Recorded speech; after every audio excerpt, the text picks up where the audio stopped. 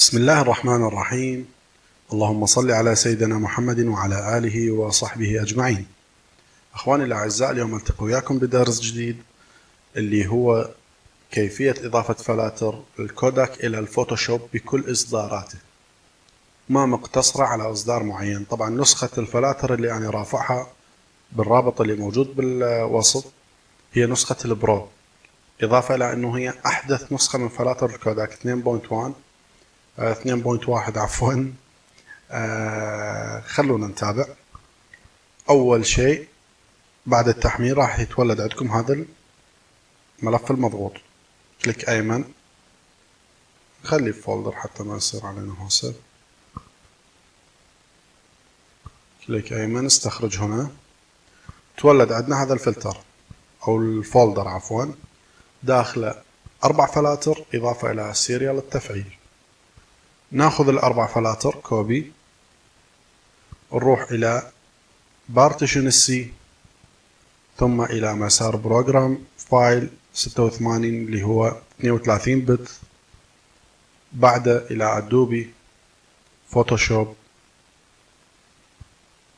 إلى هذا المسار بلوج INS. هنا مباشر نعطي بيست كونتينيو. انضافت عندنا ال4 فلاتر.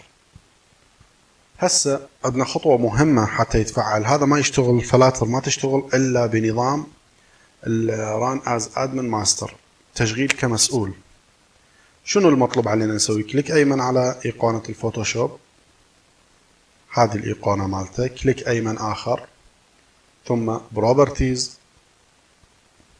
أدفانس، تفعيل خيار الران از ادمن ماستر.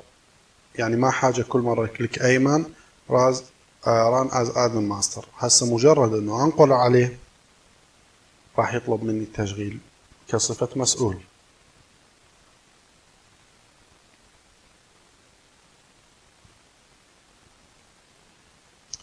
فتح عندي الفوتوشوب، استدعي صورة واشوفكم طريقة العمل عليها.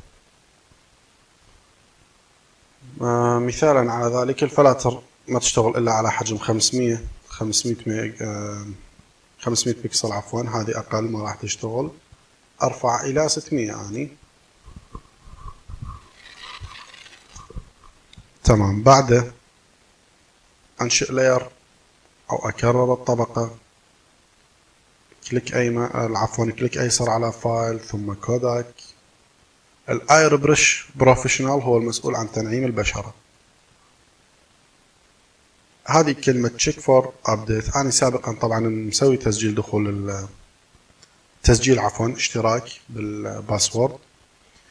انت اذا طلع لك كلمة باي قبل تشيك فور ابديت، باي داش تشيك فور ابديت، تنقر عليها راح يطلع لك حقا. اكتب بي الباسورد، اعطي اوكي، راح يطلع لك خيار انه تريد تفعيل اونلاين او منوال اوفلاين. اعطي كانسل حتى يفعل لك عن طريق المنوال اوفلاين، وما يربطك باتصال مع شركة كوداك المسؤولة عن الفلتر ويلقى الرقم مزيف.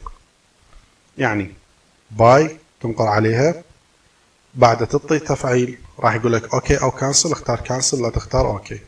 لا تنسوني من صالح الدعاء، اخوكم محمد سامي الدليمي.